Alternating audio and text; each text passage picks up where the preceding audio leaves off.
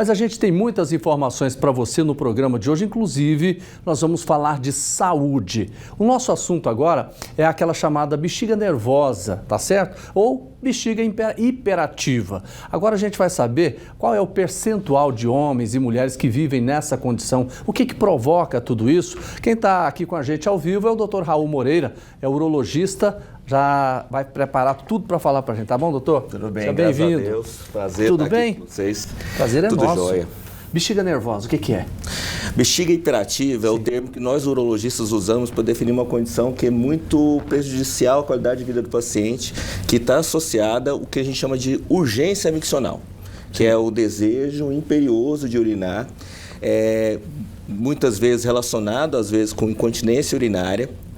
E esse desejo está relacionado a uma condição de contrações involuntárias no músculo da bexiga antes que haja uma repressão, haja um enchimento adequado. A bexiga não precisa estar cheia, que a pessoa não tem vontade. Não.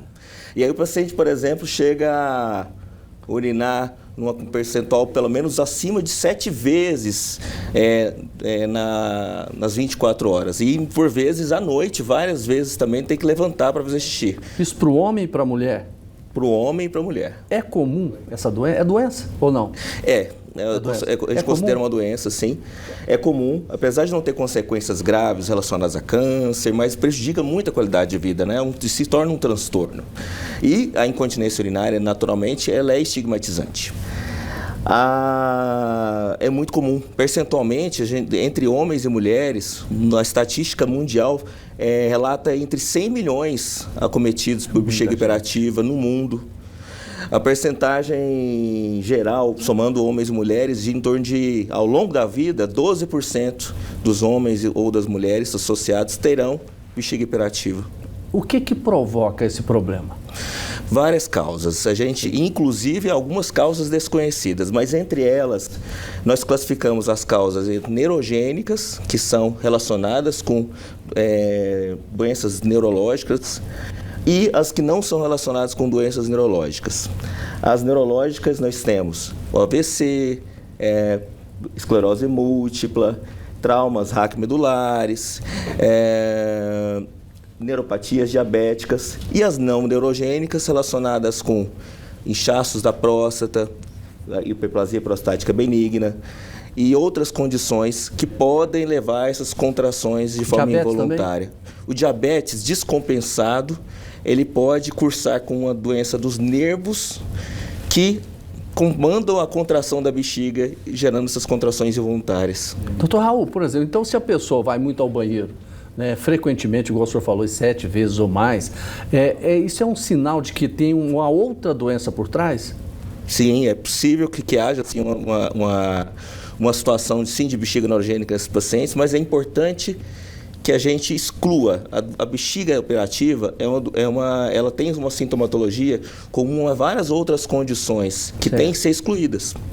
Por exemplo, cálculos de bexiga, infecções urinárias, tumores de bexiga, ou mesmo o próprio diabetes. Na fase inicial, a gente tem uma poliúria que pode aumentar a frequência miccional, aumento da frequência urinária, então naturalmente simula sintomas de infecção urinária, mesmo não havendo neuropatia diabética. Tá, e qual é o...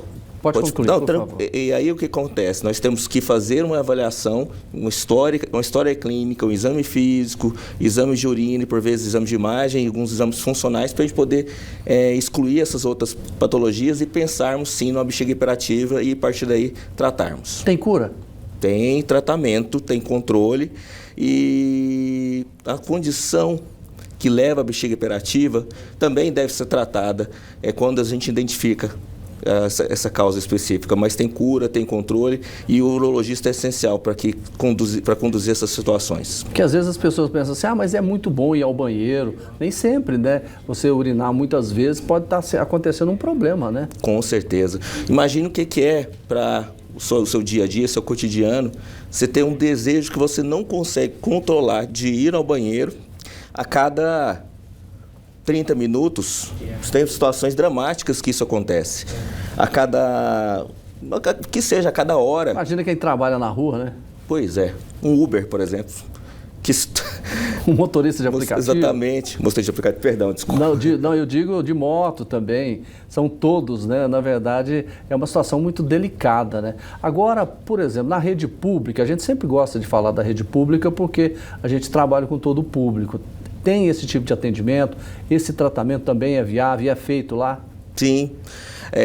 Existem hoje urologistas na rede pública de saúde, em alguns centros específicos de saúde, CAIS. Alguns deles eu confesso que eu não sei especificamente quais, mas que estão sim habilitados a tratar esses casos específicos de bexiga hiperativa e outras doenças urológicas também. Tá bom. Doutor Raul, quero agradecer muito a participação do senhor ao vivo com a gente aqui no TJ Goiás. Volte mais vezes. Eu que agradeço, foi um prazer, voltarei sim, é só receber o convite. Tá bom.